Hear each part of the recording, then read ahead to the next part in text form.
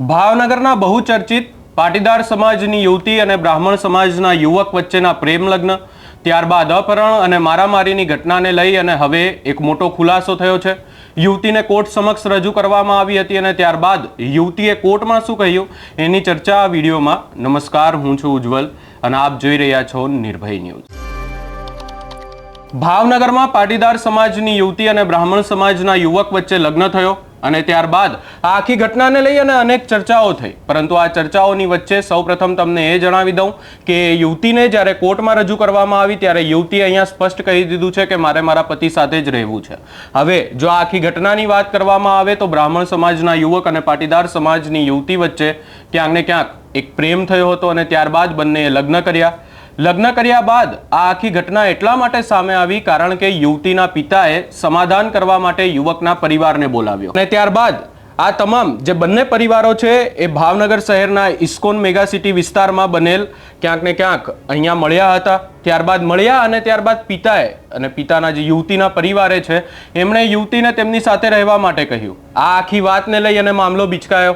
ત્યારબાદ યુવતીએ પણ ક્યાંક ને ક્યાંક ના કહ્યું હતું, પરંતુ આ આખી ઘટના ઘટી અને ત્યારબાદ યુવતી જે છે એ યુવકના પરિવાર સાથે ગઈ હતી, પરંતુ આ આખી ઘટનામાં મોટો વળાંક ત્યાં સામે આવ્યો કે જ્યારે એના પિતાના પરિવાર તરફથી એક ફરિયાદ નોંધાવવામાં આવી અને કહેવામાં આવ્યું કે ક્યાંક ને ક્યાંક યુવતીનું અપહરણ થયું છે। આ આખી ઘટનાને લઈ અને યુવતીને પોલીસ સમક્ષ પણ રજૂ કરવામાં આવી હતી। ત્યારે એ પાટીદાર સમાજની યુવતી દ્વારા એવું કહેવામાં આવ્યું હતું કે મારો કોઈ પણ પ્રકારે અપહરણ નથી કરવામાં આવ્યો, હું મારી મરજીથી ગઈ હતી। આ આખી ઘટના એટલી બધી આગળ વધી ગઈ કે ત્યારબાદ મામલો કોર્ટ સુધી પહોંચ્યો અને આ યુવતીને કોર્ટમાં રજૂ કરવામાં આવી। હવે આખી ઘટનામાં મોટો વળાંક ત્યાં સામે આવે છે કારણ કે અનેક એવી ચર્ચાઓ થઈ રહી હતી કે જો આ યુવતી કોર્ટમાં જો ફરી જશે તો ક્યાંક ને ક્યાંક યુવકના પરિવારને મોટા પાયે ક્યાંક ને ક્યાંક ભોગવવું પડશે। એવી અનેક ચર્ચાઓની વચ્ચે યુવતીને કોર્ટમાં રજૂ કરવામાં આવી અને કોર્ટમાં યુવતીએ અહીંયા સ્પષ્ટ કહી દીધું છે કે મારે મારા પતિ સાથે જ રહેવું છે। એ આ આખી ઘટના જ્યારે ઘટી હતી ત્યારબાદ એ યુવક કે જેને મારવામાં આવ્યો હતો, એ યુવક કે જે બ્રાહ્મણ સમાજનો યુવક છે અને પાટીદાર સમાજની યુવતી સાથે લગ્ન કર્યા હતા, એ યુવકે શું કહ્યું હતું અને પોલીસે આખી ઘટના ઘટી હતી ત્યારબાદ શું નિવેદન આપ્યું હતું સૌપ્રથમ એ પણ સાંભળી લઈએ। મારું નામ યશભાઈ ઉપાધ્યાય છે। અમે આવ્યા હતા મારા સસરાના સમાધાન માટે, મારા લવ મેરેજ થયા હતા એટલે એ લોકો અમારા સમાધાન માટે પહેલા અમારી ઘરે આવી ગયા હતા જમણવા નહીં, એટલે એ લોકો એમ કહેતા હતા કે અમે સ્વીકારી લીધા, હમણાંથી ફોન કરતા હતા અમને બોલાવ્યા બધાને અહીંયા। આજે મારી વાઈફને કે આપણે જઈ આવીએ તો અમે આવ્યા અહીંયા ઘરે, હું, મારા પપ્પા, મારા મમ્મી અને મારા વાઈફ, અમે ચારેય ત્યાં ગયા અને એક મારા કાકા હતા એ અમે ત્યાં ઘરે ગયા। એટલે પછી ત્યાં બેહાડ્યા, પહેલા ચા પાણીની પાયું, પછી મારા વાઈફને ફોર્સ કરતા હતા કે ઘરે તું અહીંયા નહીં, અરે આજ તું ગમે એ થાય તને લઈ જ નથી, પાછી જવા જ નથી દેવાની। અને મારા વાઈફ એમ જ કહેતા કે મારે જવું જ છે, મારું મન નથી, હું અહીંયા રહીશ જ નહીં, હું અહીં રહેશે જ નહીં કે એમાં એ લોકોને, એટલે એ લોકો પછી એને રૂમમાં એ લઈ ગયા। રૂમમાં પછી પાછળ ગયો, મને ના પાડી તમે તું રૂમમાં ન જતો। મેં કીધું શું થયું એટલે એ બહાર આવી પછી એટલે અમે કીધું કે હવે જઈ, ત્યાં તો બધાના ફોન લઈ લીધા અને મારવા માંડ્યા। 12 થી 15 જણા બીજા આવી ગયા, ઘરની બહાર જ ઊભા હશે એ લોકો, એટલે સીધા 15 જણા આવીને મારવા જ માંડ્યા।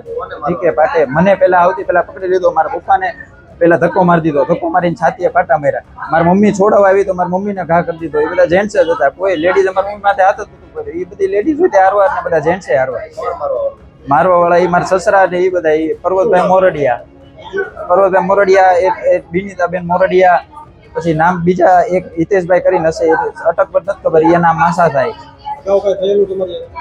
અગાઉ નહીં, એ ફોનમાં પેલા ધમકી દેતા। ગઈકાલે એના માસાનો ફોન આવ્યો હતો કે ભાઈ તને તું જ્યાં છો ત્યાં સેફ નથી, મારા વાઈફ ઉપર મેસેજ આવ્યો હતો કે ભાઈ, એટલે પેલા મેસેજ આવ્યો પછી ફોન આવ્યો કે તું તને એવું લાગતું ત્યાં સેફ નથી, અમે તને ગામનો ઓટવા દે, આમ તેમ ગમે ત્યાંથી ઉપાડી જઈ, અમે 24 કલાક ન થવા દઈએ, 5 મિનિટમાં તને ત્યાંથી લઈ આવીએ, તું જ્યાં છો ત્યાં। અમે રાજકોટ હતા, અમે બે, હું ને મારા વાઈફ।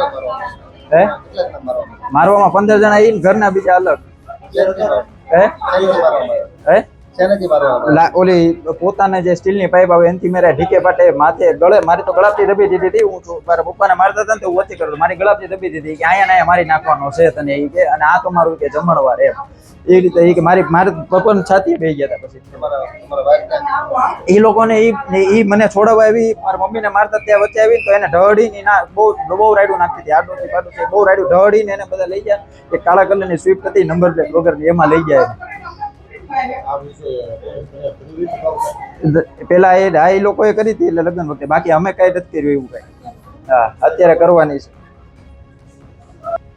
જેમાં આ કામના જે યશભાઈ હિતેશભાઈ ઉપાધ્યાય રહે રસનાળ ગામ, તાલુકો ગઢડા અને જિલ્લો બોટાદનાઓએ ફરિયાદ દાખલ કરેલી છે.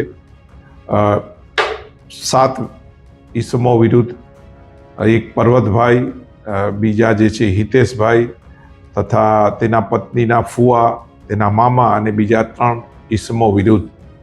ફરિયાદની વિગત એવી છે કે આ યશભાઈ જે છે ઇન્સ્ટાગ્રામથી આ કામના જે દીકરી જે છે પ્રિયા, તેની સાથે સંપર્કમાં આવ્યા અને બાદમાં એકબીજાના મોબાઈલ નંબર શેર કર્યા. વાતચીત કરતા દરમિયાન તેઓને એકબીજા સાથે પ્રેમ સંબંધ થઈ જતા તેઓએ મેરેજ કરી અને તેનું રજિસ્ટ્રેશન કરાવ્યું.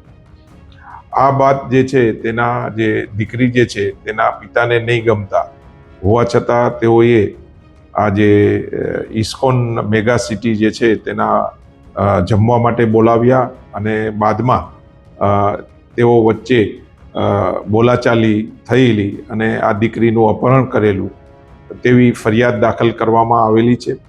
આ કામે તપાસ દરમિયાન શાહેદોના નિવેદન લેવામાં આવેલા છે અને આ કામે ગઈકાલે જે આ ભોગ બનનાર જે પ્રિયાબેન જે છે, જેના મેરેજ થયેલા છે, તેઓ નીલમબાગ પોલીસ સ્ટેશન આવી અને તેઓએ નિવેદન આપ્યું છે પોલીસને કે હું મારી સ્વેચ્છાએ ગયેલી છું, પણ હકીકત ત્યાં એવી બનેલી કે તેના જે પિતાશ્રી જે છે પર્વતભાઈ, તેણે આ લોકોને ત્યાં જમવા માટે બોલાવ્યા.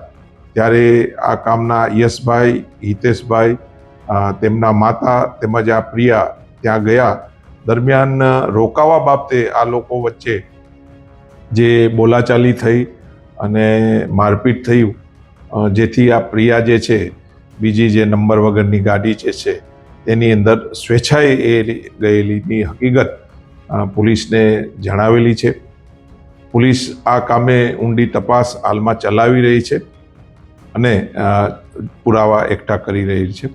ફરિયાદમાં એ રીતની હકીકત જણાવેલી છે, પરંતુ તપાસના કામે ગઈકાલે આ જે છે પ્રિયા, જે ભોગ બનનાર કે તે પ્રિયા જે છે તેણે જ સ્વખુશીથી નીલમબાગ પોલીસ સ્ટેશનમાં આવ્યા અને પોલીસ રૂબરૂ તેઓએ નિવેદન આપ્યું છે કે જે પરમ દિવસે જે બનાવ બન્યો તેમાં આ કામના જે ફરિયાદી જે છે યશ, તે અને તેના જે સસરા કહેવાતા તે વચ્ચે બોલાચાલી થઈ કે આ જે દીકરી પ્રિયા અહીંયા રોકાશે તો એના હિસાબે તે તમામ પાર્ટી મતલબ મેમ્બર્સો વચ્ચે ઝઘડો થયો, જેથી આ પ્રિયા જે છે તે સ્વખુશીથી ગાડીમાં ગયેલી છે, તેનું અપહરણ થયેલું નથી. આવી હકીકત તેઓએ પોલીસ સમક્ષ નિવેદનમાં જણાવી છે. પોલીસને હાલમાં જે છે તે તેના સંબંધી સાથે ગયેલા છે તેવું નિવેદન આપ્યું છે.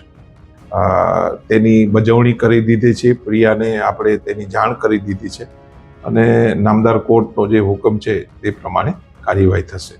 ત્યારની અને હાલની ગઈકાલની જે દિવસો વચ્ચે ઘણો અંતર છે.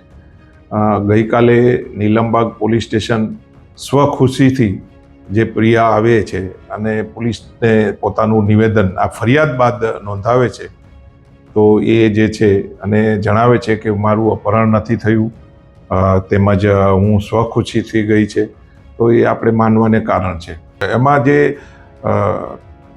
આવા સંજોગોમાં જેનું જે અપહરણ કહેવાતું જે અપહરણ જે ફરિયાદમાં છે એ વ્યક્તિ જ સામે આવીને જો કહે કે મારું અપહરણ થયું છે, તો અપહરણની જે છે પોલીસ દ્વારા કાર્યવાહી કરવાની હોય છે.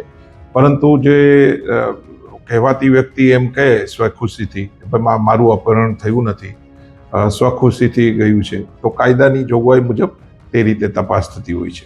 યુવતી જે છે એ તો મેચ્યોર છે, એટલે એ તો સ્વયં નિર્ણય લઈ શકે કે મારે કોની સાથે જવાનું છે.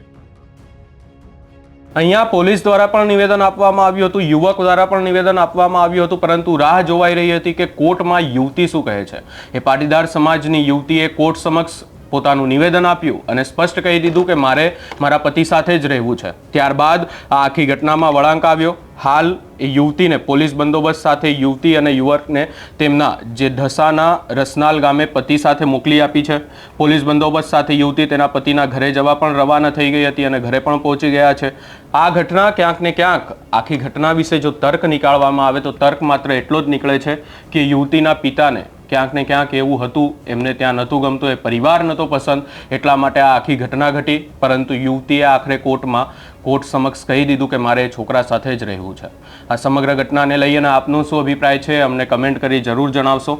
અમારી ચેનલ નિર્ભય ન્યૂઝને લાઇક, શેર, સબસ્ક્રાઇબ કરવાનું ભૂલશો નહીં.